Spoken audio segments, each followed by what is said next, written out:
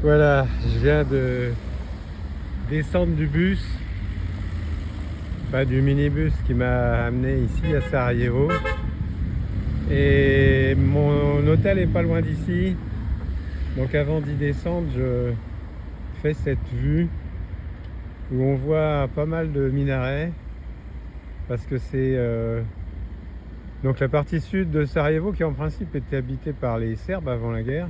Là je vois un clocher plutôt d'église que d'église orthodoxe. Donc vous voyez tous ces minarets. Enfin là-bas, c'est la partie musulmane, je crois, qui est au nord de la rivière. Donc voilà, donc je viens d'arriver. La visite commence.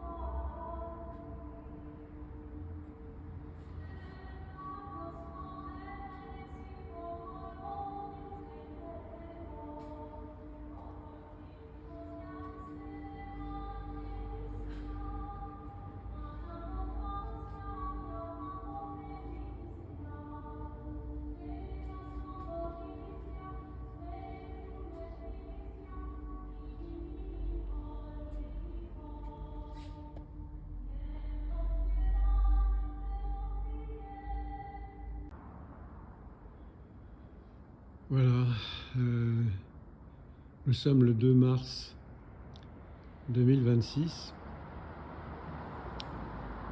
Donc il y a 26, 26 et 8, 34. Il y a 34 ans de cela, le 1er mars 1992, eut lieu ce qui déclencha, selon les Serbes, la guerre de Bosnie qui a duré 3 ans jusqu'aux accords de Dayton en 1995. Donc cet élément déclencheur est arrivé à proximité. Il s'agissait d'un cortège de mariage dont la cérémonie a eu lieu de l'autre côté de la rivière qui sépare Sarajevo en deux parties, nord et sud. Il voulait venir ici fêter le déjeuner de mariage. Donc à cet endroit où se trouve cette église qui est le plus vieil édifice religieux de Sarajevo.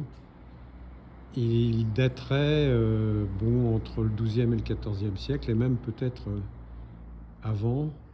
Je vais essayer d'en savoir plus.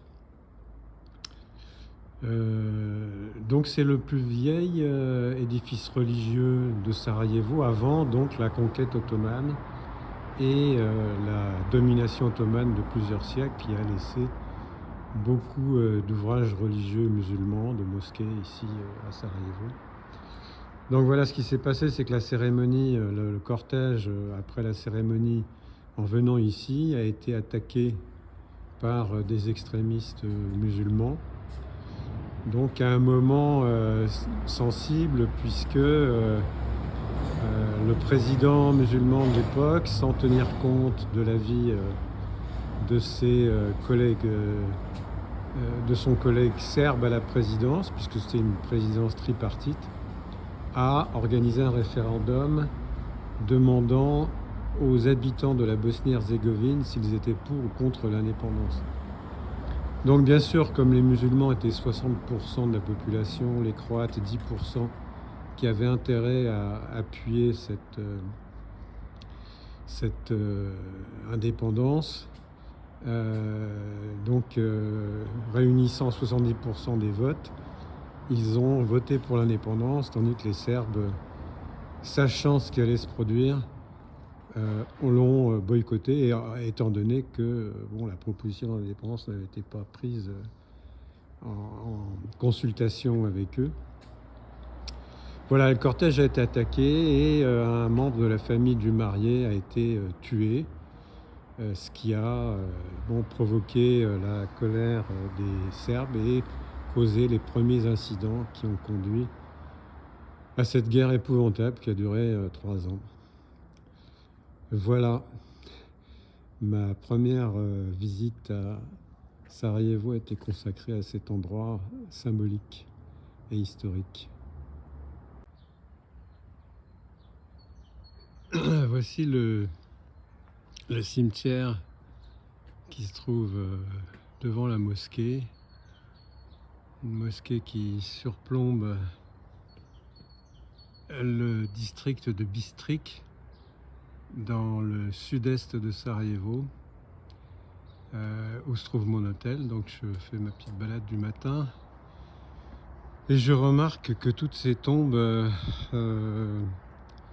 donc sont celles de gens qui ont été tués pour une majorité en 1992, c'est-à-dire au tout début de la guerre. Que s'est-il passé dans ce quartier? Je vais essayer d'en apprendre plus, mais le patron de la guest house où je suis descendu n'est pas très disert. C'est vrai qu'en me googlisant, on peut avoir, comment dire, certaines réticences à me parler du côté musulman. Voici la ville de Sarajevo, vue de ses hauteurs sud. Donc on aperçoit bien le site encaissé de cette ville, du centre de cette ville. Là-bas, on aperçoit un certain nombre d'édifices religieux, dont la cathédrale orthodoxe. Où est-ce qu'elle est? Où j'ai rencontré un pop natif de Sarajevo qui m'a accordé une interview. Donc ça explique les combats qui se sont déroulés ici, pas de façon aussi schématique qu'il a été rapporté dans la presse française, mais bien ils ont été très durs et causé de nombreuses victimes civiles. Voici l'intérieur de la cathédrale orthodoxe de Sarajevo. Le pop que j'ai interviewé hier m'a dit que les icônes, alors je ne sais pas lesquelles, j'en montre quelques-unes, ont été données par Nicolas II à la cathédrale de Sarajevo, qui a été construite au XIXe siècle suite à l'autorisation accordée aux Serbes de construire ici une cathédrale, suite au traité passé après la guerre russo-turque, où l'Empire ottoman a été obligé d'accorder des droits aux chrétiens. Et voici l'iconostase,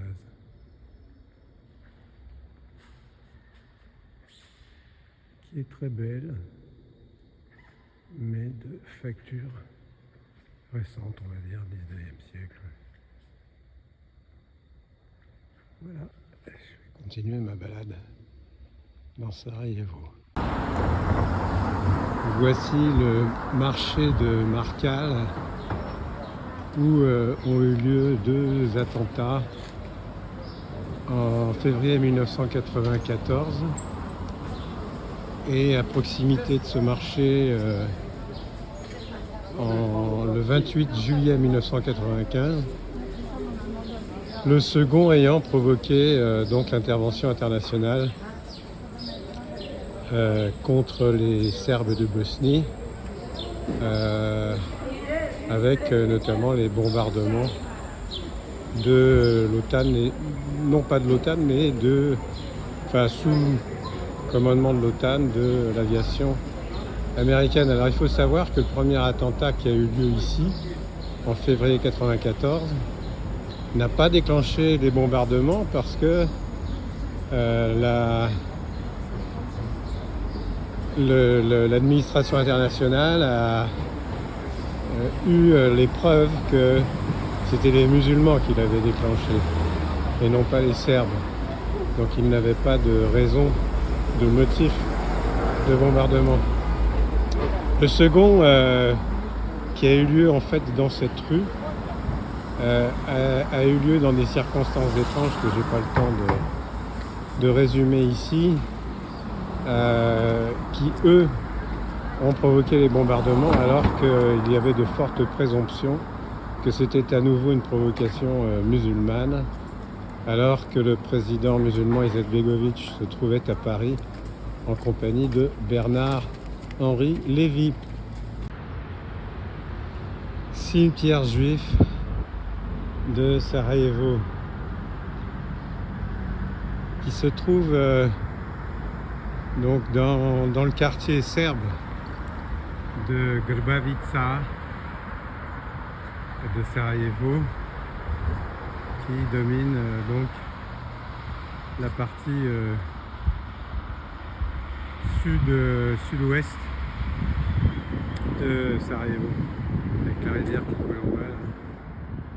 Et une vue un peu embrumée aujourd'hui à cause du soleil sur les montagnes au loin là-bas, dont probablement le mont Igman. Donc le pop que j'ai interviewé hier m'a dit qu'il habitait une maison en lisière du cimetière juif, et que dès avril 1992, alors que les choses ont commencé à se gâter un mois auparavant, après le référendum d'indépendance autoproclamé des musulmans bosniaques, ont commencé les troubles, les tirs.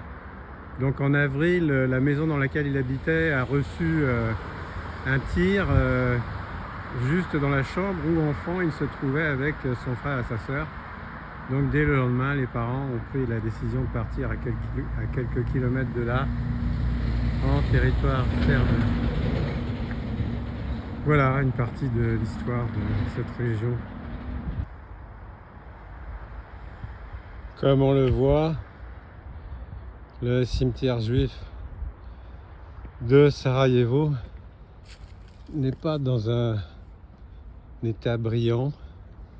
Beaucoup de stèles sont abattues.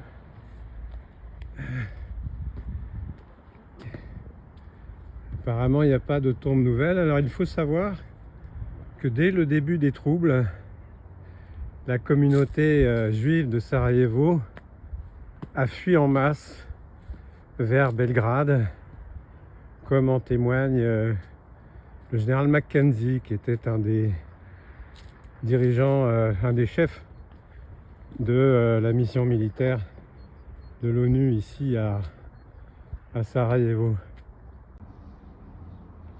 Je marche dans les rues de Grbavica, le quartier serbe de Sarajevo, que les Serbes ont quitté en masse début 1996, après la signature des accords de Dayton.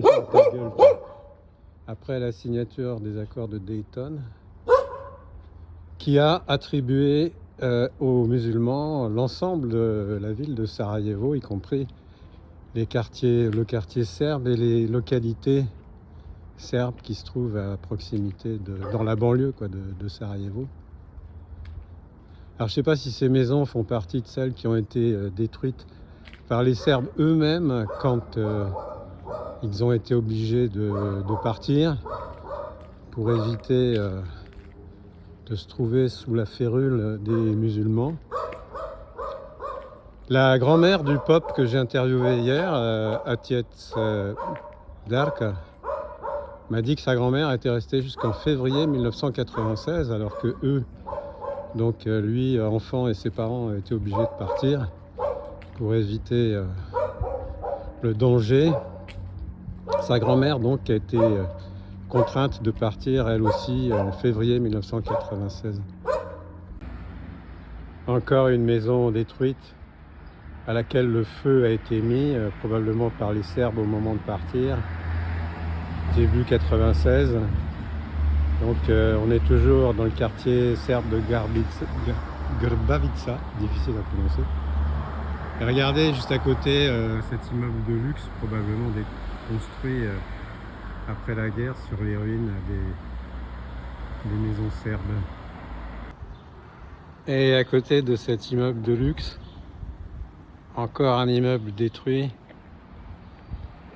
sur la façade duquel on aperçoit des impacts de balles.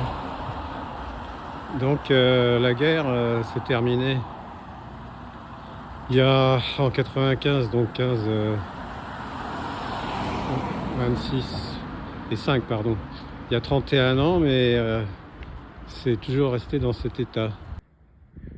Voilà, continuant ma balade à pied, je quitte Sarajevo pour rentrer dans la commune de East Sarajevo, Sarajevo Est, qui fait partie de la Republika Srpska. Donc il n'y a pas de frontière, on est partout en Bosnie-Herzégovine, mais là je suis chez les Serbes et j'ai dû monter bien haut là. Vous voyez, le paysage est vraiment magnifique.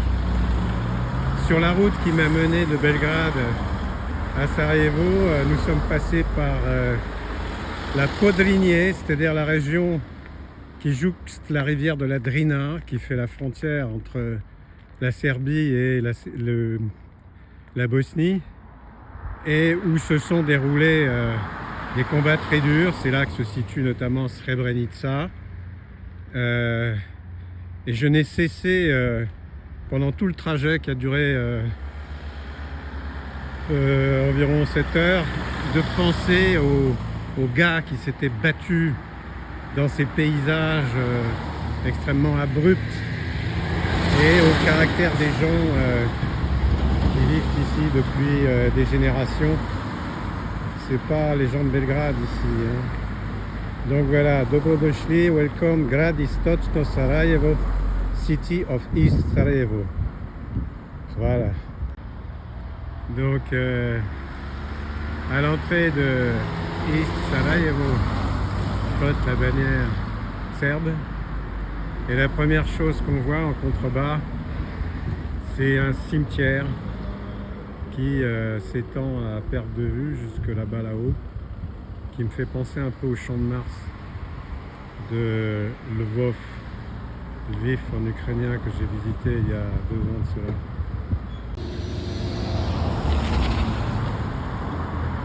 Dobrodošli u Republiku Srpsku. Welcome to Republika Srpska.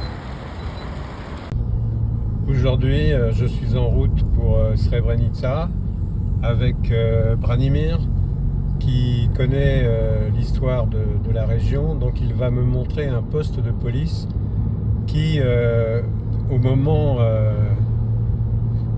de la guerre de Bosnie, a été un camp où étaient enfermés les Serbes, dont personne n'a parlé à l'époque. Donc nous nous y dirigeons. Alors là, nous sommes à la limite de Srebrenica. Branimir me montre un cimetière serbe orthodoxe qui a été détruit au moment de la guerre et reconstruit après. Donc la volonté des musulmans en détruisant ce cimetière était d'effacer toute trace de présence serbe à Srebrenica. Et là, à peu de distance, se trouve un cimetière musulman, donc caractéristique avec ses stèles dressées. C'est le cemetery, Muslim Cemetery of Srebrenica. Ovo nisam razumio šta si me sad pitao iskreno. A, ok. Nešto oko vojske, policije. A da idemo u policijsku stanicu. Policijska stanica će biti za neka 2 minuta, stižemo sa lijeve strane. Alors, Branimir m'a expliqué que le cimetière serbe que j'ai filmé tout à l'heure Dans ce cimetière serbe avaient été enterrés ses parents, son père, je crois, ou des membres de sa famille, qui donc ont été détruites pendant la guerre et restaurées après. Alors c'est là que se trouve le poste de police, donc qui a servi de camp, de prison à la garnison musulmane. Donc remember, O Lord, those two kingdom Serbian martyrs who stayed in the enclave of Srebrenica and suffering cruelly of the Muslim criminals in this place and at their home during en 1992. Pardon, je filmais à côté. On est un peu pressé, donc le film est un peu mouvementé. Šta ti govori? Evo, dakle, ovo je zgrada policijske stanice, prijeratna zgrada policijske stanice koja je u toku rata bila također policijska stanica, ali je dole na mjestu gdje su bili zatvori bio logor za Srbe, jedan od više logora koji su bili u Srebrenici. Mi smo posle rata obilježili ovo mjesto stradanja srpskog naroda, ali su bošnjačka udruženja brže i bolje, želeći da prikriju istinu koju mi govorimo, postavili svoju tablu gdje su napisali, dakle, Bošnjacima ubijenim i zlostavljanim u ovom objektu. Zamislite, vi nekoga maltretirate u ovom objektu i onda kažete da je neko vas maltretirao. Kaže da su ubijani oni ispred ovog objekta 1992. godine i u julu 1995. što nema veze sa istinom. Također napadaju, kaže, od strane Srba komšija i srpskih plaćenika iz Srbije.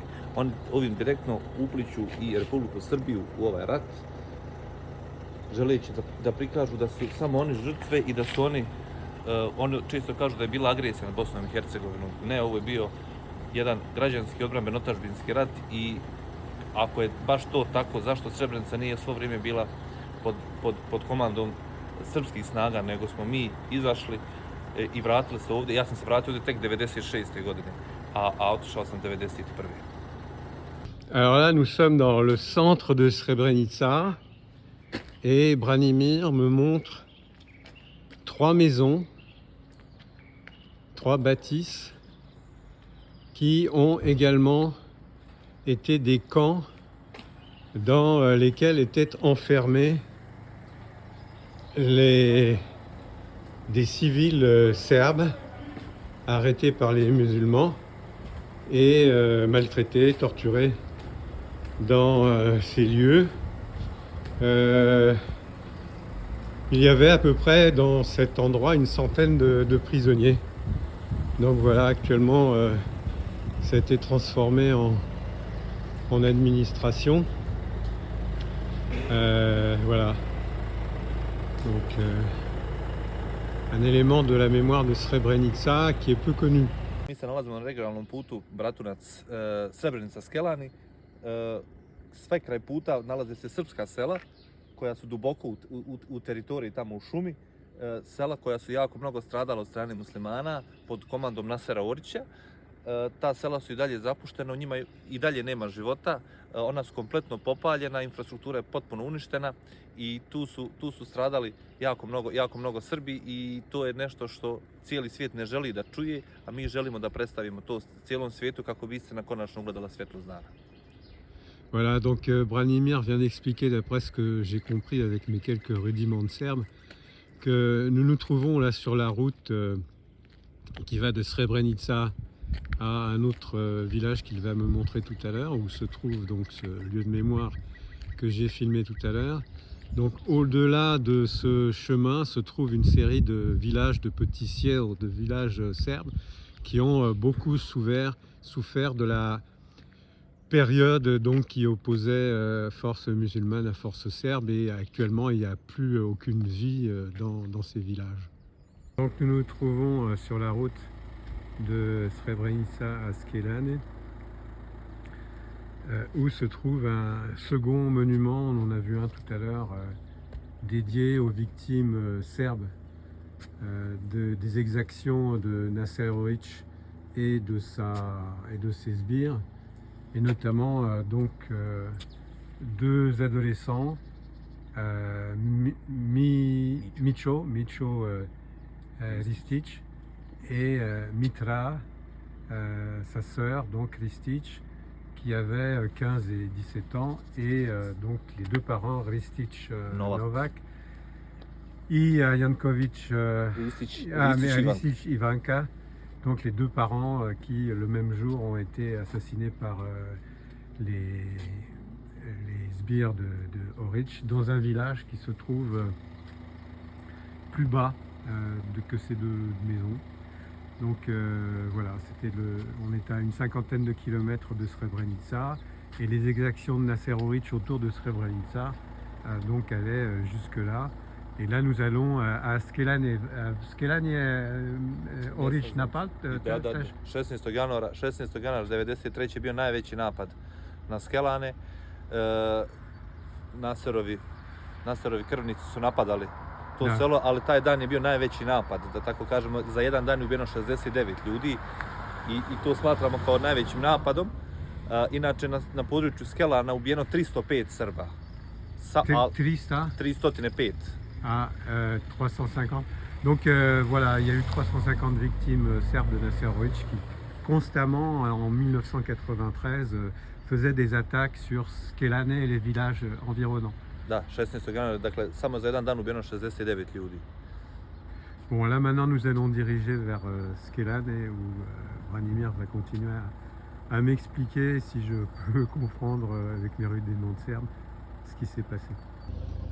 Donc le village qui a été attaqué par les troupes de Nasser Oric, où ont été assassinés toute cette famille qui figure sur le mémorial que nous venons de filmer, se trouve là-bas. Voilà. C'est là qu'a eu lieu l'attaque de ce village et l'assassinat de membres de toute une famille et d'autres villageois. Alors là nous arrivons dans le village de Skelani, où le 16 janvier 1993, Nasser Oric et ses sbires ont fait une attaque causant 69 victimes. Et dans les villages environnants,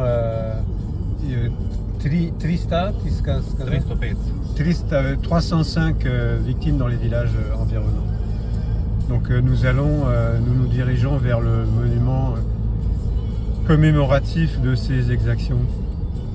Donc nous nous trouvons devant l'église de Skelani, où se trouve le monument dédié aux victimes des exactions de Nasser Oric et de sa troupe. Donc, koliko kilomètres is Srebrenica? 40. On est à 40 km de Srebrenica. On voit donc Oric, avec sa troupe de 3-4 000 hommes, se baladait dans un rayon d'une quarantaine de kilomètres autour de Srebrenica, où il était basé, dans ce genre de paysage. C'est absolument inimaginable de voir, d'imaginer comment ces troupes se baladaient. Donc ils étaient à pied, ils n'étaient pas motorisés, pour donc attaquer les habitants serbes des villages de cette région. Donc on voit que toutes ces victimes sont tombées, enfin ont été assassinées en 92.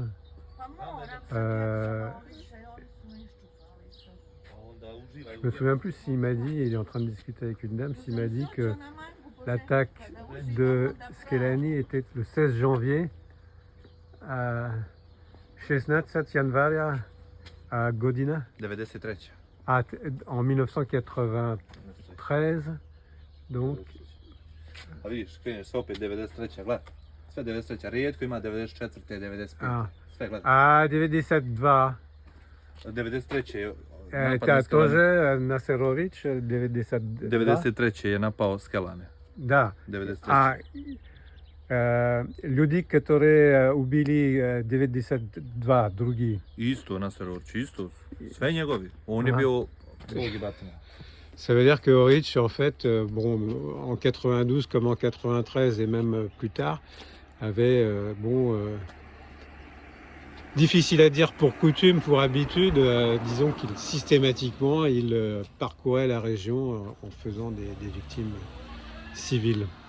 Voilà, c'est une mémoire dont on parle peu dans nos pays occidentaux, notamment en France, puisque je suis français.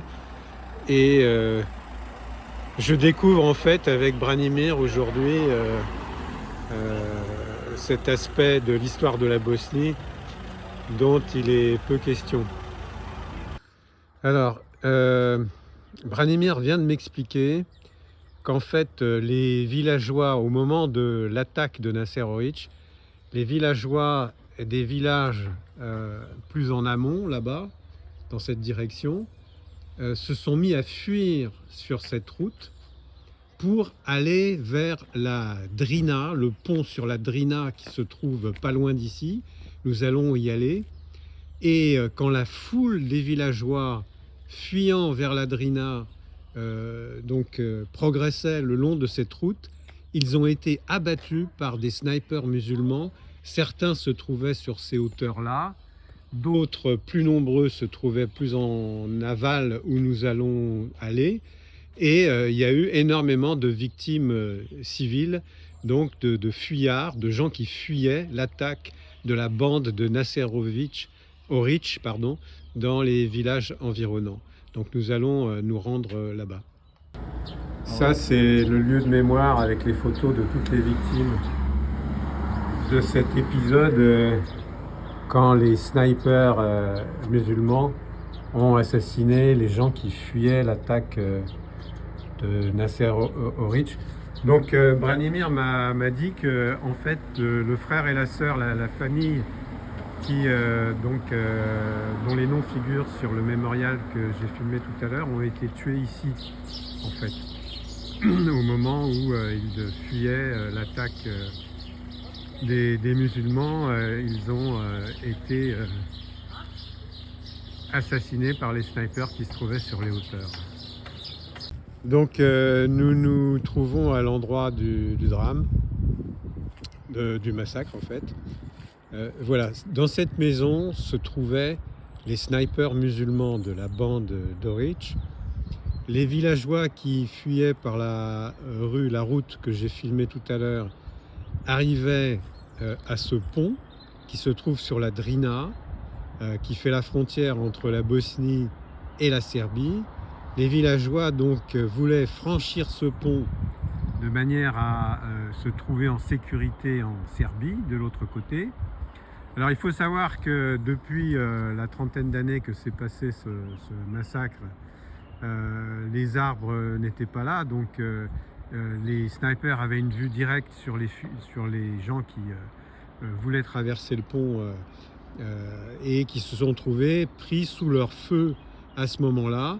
Donc une trentaine de civils ont été purement et simplement assassinés par les sbires d'Oric, par les snipers donc, qui se trouvaient dans cette maison. Le 16 janvier 1993. Et ça, on n'en parle pas dans les médias occidentaux et notamment les médias français. Alors là, nous retournons sur Bratunac. J'ai demandé à Branimir ce que était devenu Oric, qui a été acquitté par je ne sais quel tribunal des crimes qu'il a commis. J'ai demandé à Branimir ce que faisait ce personnage actuellement. Il est entre Sarajevo et Tuzla, où il fait du business. As usual. Alors là, nous nous dirigeons vers un autre village où ont eu lieu des massacres. Un massacre. En fait, en décembre 1992 et janvier 1993, Nasser Oric et sa bande ont vraiment commis une série de massacres dans les villages, donc dans un rayon de 40-50 km autour de Srebrenica, qui a causé koliko žrtve? Dans 3 villages, dont celui où nous nous dirigeons et vers celui où nous nous dirigeons, ont été faites 500 victimes civiles, donc des attaques de la bande d'Oric contre les villages serbes des environs de Srebrenica. Alors là, nous sommes dans le village de Zalazier,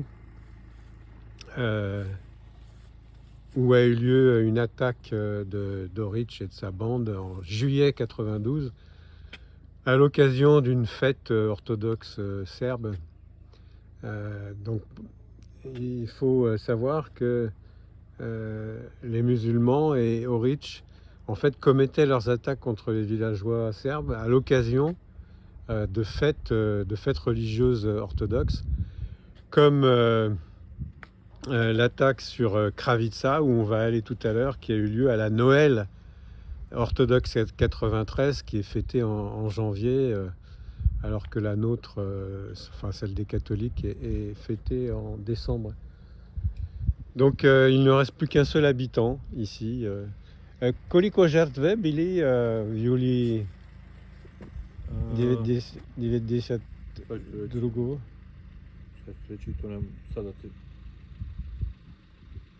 Ah, je lui ai demandé combien il y a eu de victimes lors de cette attaque de juillet 92.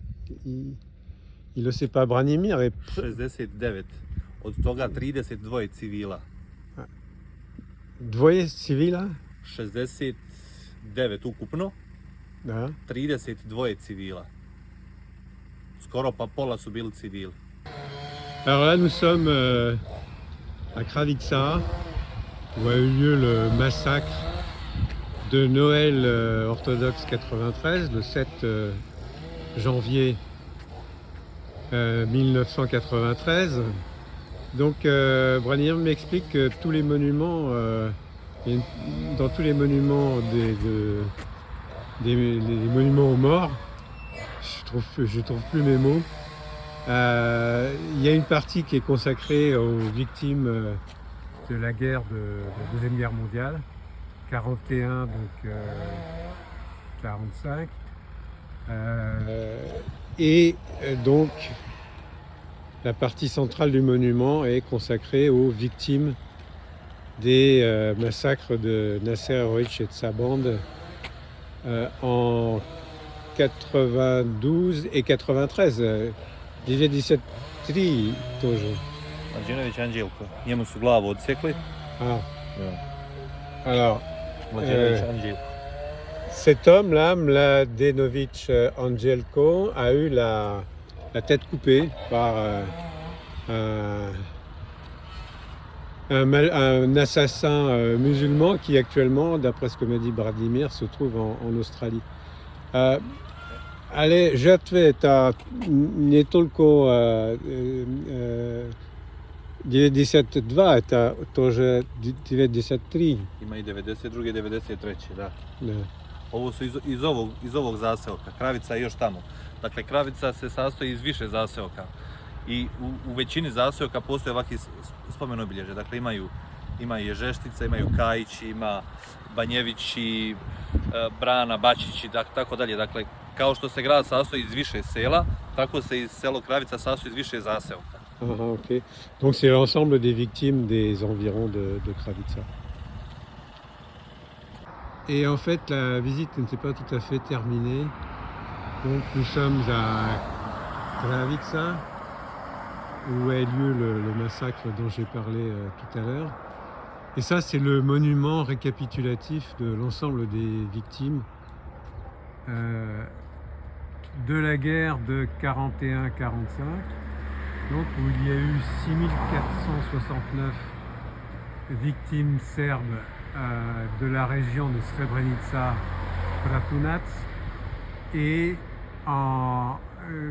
ce monument commémore également l'ensemble des victimes pour cette région, donc de 1992 à 1995, qui s'élève à 3267 victimes serbes. Donc, que leur âme repose en paix. Alors, ce n'est pas tout à fait terminé dans les horreurs. Branimir vient de m'expliquer que là-haut, à côté de l'église, reposaient et avaient été enterrées les victimes de l'attaque d'Oric, qui quelques jours après ont été déterrés et dont les corps ont été donnés à manger aux animaux. Voilà, ça se passe de volontaire. Là, on est en train de monter vers l'église à côté de laquelle étaient enterrées les victimes d'Orich. Alors plus bas, bon, j'ai ouvert ma vidéo trop tard. Plus bas, voilà. Toutes les maisons, une grande partie des maisons ont été détruites. Enfin, celles-ci ont été reconstruites. Donc nous montons vers l'église. Voici l'église de Kravica, où a eu lieu le massacre de la Noël orthodoxe 1993. Enfin, donc quelques jours après le massacre, les musulmans sont venus ici, ont brûlé l'église, ont déterré les morts qui avaient été tués pendant le massacre des tombes qui se trouvaient là et ont donné leurs cadavres à manger aux animaux. Là, ce sont de nouvelles tombes. Les corps ont disparu. Voilà, c'est sur cette note vraiment funèbre et tragique que se termine véritablement la matinée d'enquête sur les massacres subis par les Serbes dans la région de Srebrenica et de Bratunac.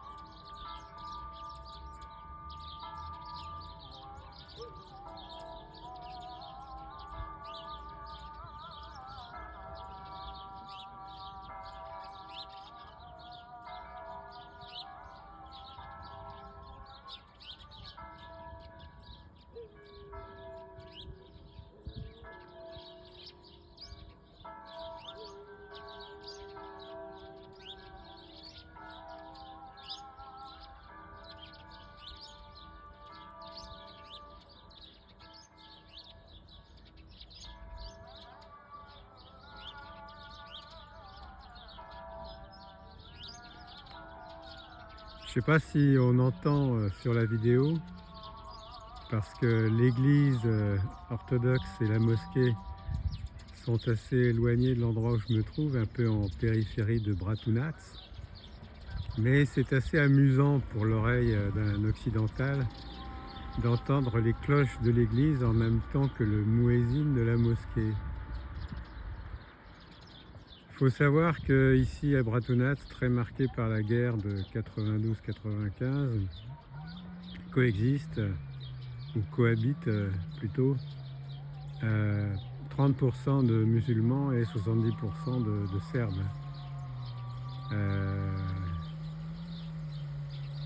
La mosquée dans la cour de laquelle j'ai pénétré ce matin a été reconstruite avec l'aide de la République islamique d'Iran en 2005. Elle avait été détruite en 1992, au tout début de la guerre. Voilà ce qu'il en est de Bratunac. Centre culturel iranien à Sarajevo.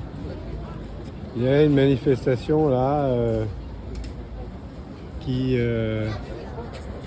apparemment est en relation avec le bombardement attribué, enfin le bombardement d'une école de filles, comme le rapporte la presse officielle iranienne. Voilà, donc il y a un petit peu de monde, il y a des militaires là-bas qui... Ouais, je suis dans une grande surface. Enfin, un centre commercial, quoi, au centre de Sarajevo. Et je remarque une chose, c'est que les mannequins n'ont pas de visage. C'est un peu comme les poupées sans visage des magasins islamiques de Cambrai. Enfin, disons que c'est mixte, quoi. Celui-là a bien un visage, alors que ceux-là,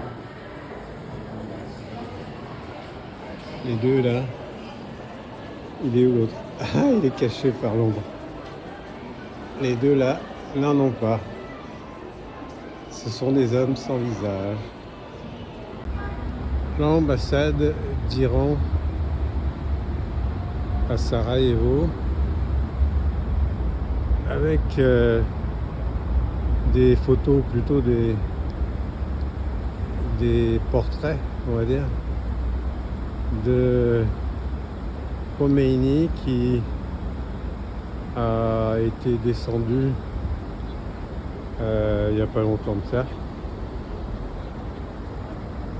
à la grande réjouissance du peuple iranien qui a manifesté sa joie dans la rue, dans les rues de Téhéran. C'est juste en face de l'université de Sarajevo. Alors, je suis ici devant le monument qui commémore l'attentat contre l'archiduc d'Autriche, Gavrilo Princip, donc, qui a commis cet attentat, se trouvait à cet endroit quand l'archiduc d'Autriche, dans sa petite voiture, est arrivé par les quais de la Milaitska, qui est la rivière qui parcourt la ville de Sarajevo. Il arrivait par là-bas, contrairement au sens des voitures à l'heure actuelle. Et si on observe le monument qui se trouve au milieu du cadrage, là, c'est bien de là qu'il arrivait, comme on le voit sur la photo. Voilà, donc Gavrilo se tenait ici au moment où il a déclenché sa bombe qui a provoqué bien des événements en aval. Dernière chose, le pont qui date du 15e siècle, qui traverse les gens là, était un pont qui de 1918 à 1993 s'appelait le pont Gavrilo Princip, en l'honneur de Gavrilo Princip. La nomination a été changée en 1993. C'est désormais le pont latin. Je ne sais pas pourquoi, probablement ça a une relation avec la latinité. Je termine mon séjour à Sarajevo et je suis tombé un peu par hasard sur cet endroit qui se trouve un peu excentré par rapport au centre de la ville, qui est en fait un lieu de mémoire, Kovaci Sheitskov Spomen Mezarie. Donc je pense que ça veut dire un endroit consacré à la gloire aux héros du côté musulman. Donc en fait c'est un cimetière de gens qui sont tombés, je suppose la plupart dans des combats, puisque ça a l'air plutôt d'un cimetière militaire pendant la guerre de 92-95. Voilà, ça va jusque là-haut. Nombreux sont ceux qui sont tombés en 92, donc dès le début du conflit. Mais bon, c'est un peu mélangé. Il y a toutes les années de la guerre qui sont représentées. Voilà. Aujourd'hui, je suis dans le Memorial Center, le centre de mémoire de la Republika Srpska à Banja Luka. Et dans le couloir de cette institution sont les images d'enfants qui ont été tués pendant le conflit de 92-95 ici en Bosnie, d'enfants serbes. Lui par exemple, c'est Spomenko Gostić, qui est mort dans le village de Gornji Uličnjak, qui était courrier de la 3e brigade de l'armée de la Republika Srpska. Il est mort dans son village natal d'un impact de grenade le 20 mars 1993. Lui, c'est donc Predrag Sekulović, qui a été tué avec sa sœur Danka et ses parents, Ranko et Radenka, par une mine anti-tank qui avait été placée par des saboteurs musulmans sur le local, sur la route de Foka, sur une route, quoi. Voilà, ça c'est Milena Olujic qui a été tuée sur la porte à la porte de sa maison avec son frère Marco, son père Radomir et sa mère Anitsa le 18 février 1992. Donc là, 18 février 1992, on est au tout début du conflit en 92. Je vous montre les différentes photos. Le conflit qui a débuté au moment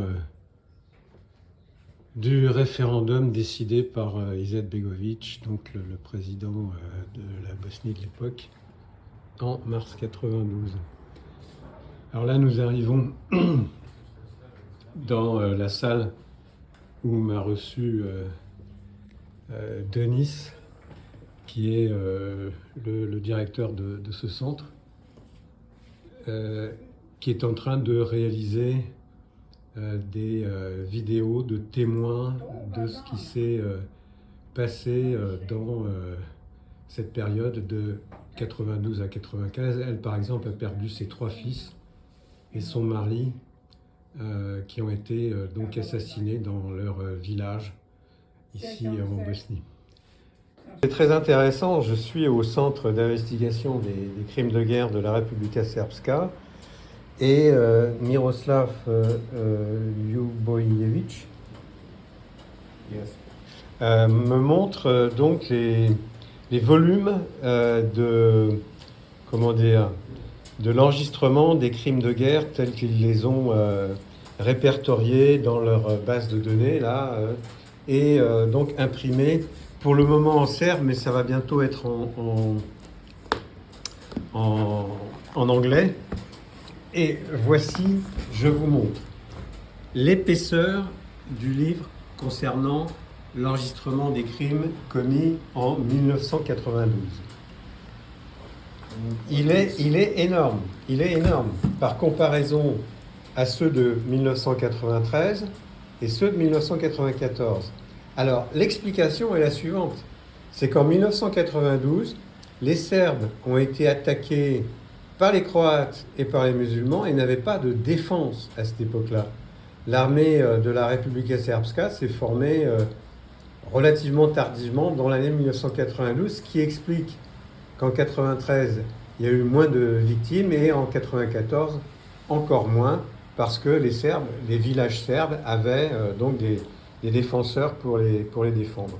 Voilà, rien que ce fait, l'épaisseur différentielle de ces livres explique beaucoup de choses. Miroslav, yes. You're official here in the Center for Investigation about war crimes against Serbs. How do you explain that the information you are collecting in your data are less known than the information about victims from Croat or from Muslims? Serb victims are ignored. They are ignored by the courts, by the Hague, by the courts of the Bosnia and Herzegovina, and that's always all the victims between 1992 and 1995 are ignored of the courts. Why? Because on Western media, Western propaganda, on the start of 1992, they decided that Serbs are bad boys, and this is some kind of narrative who are they take that, and that's so these days are the same things. Many victims, Serb nationality, have no satisfaction based on the court, and that is something that we are all the time telling and all the time repeat. We have victims too, like the Bosniaks, like the Croats. We are victims too, and we are some kind.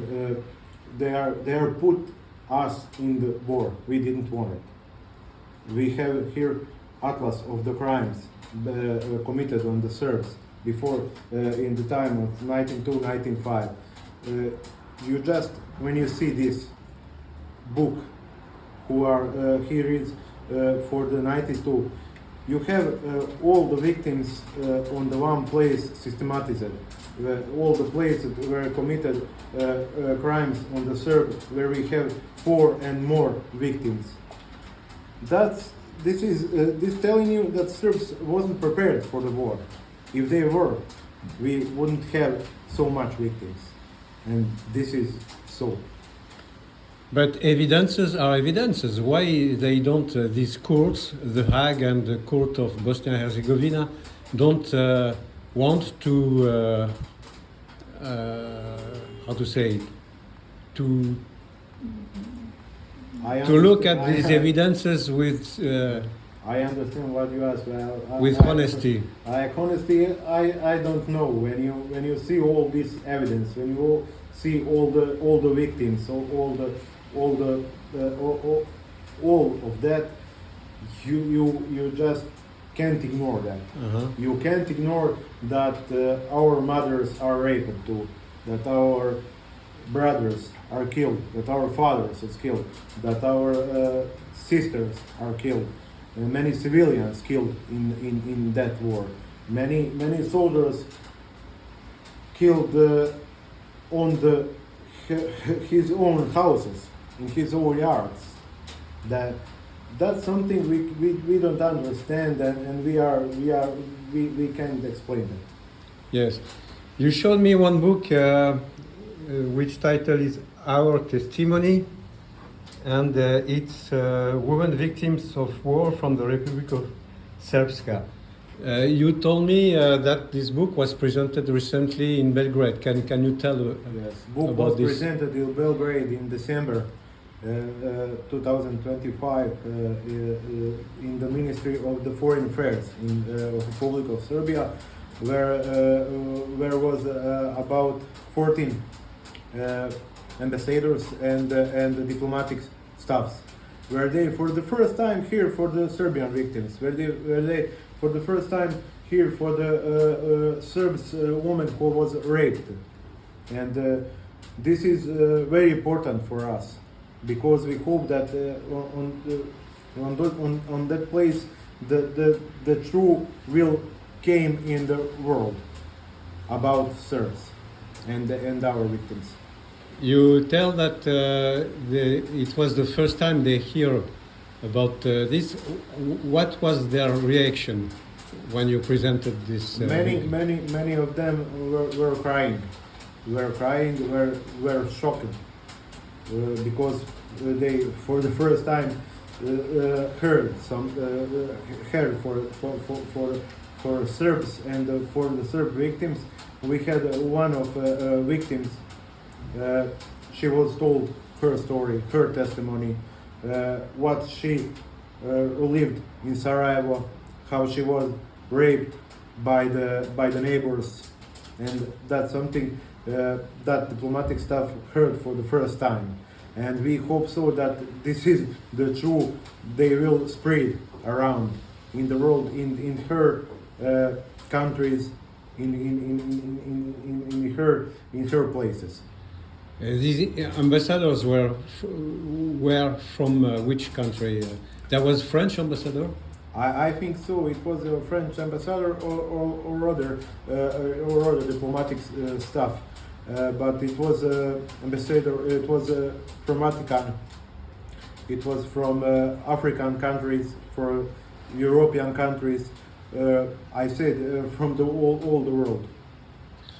So thank you very much, Miroslav. Thank you. Il est 6h15 du matin. Ça fait 1 heure que je marche dans ce beau paysage. Donc il y a 1 heure de cela, à la frontière du Kosovo, les douaniers albanais m'ont dit que pour des raisons de sécurité, mon entrée au Kosovo était interdite. Donc voilà, je marche dans ce beau paysage jusqu'au prochain village, Raška, où j'espère prendre un bus et contacter l'ambassade de France à Pristina et essayer d'alerter la presse sur ce cas de censure, on peut dire, puisque c'est en tant que journaliste que je suis en train de faire du stop là. Non, il va pas s'arrêter. Que mon entrée a été refusée au Kosovo. Il est 7h. J'ai été pris en stop par un brave petit pépère, un Serbe du Kosovo, du Nord Kosovo, qui m'a amené ici à Raška. Donc me voici dans le bus pour Belgrade.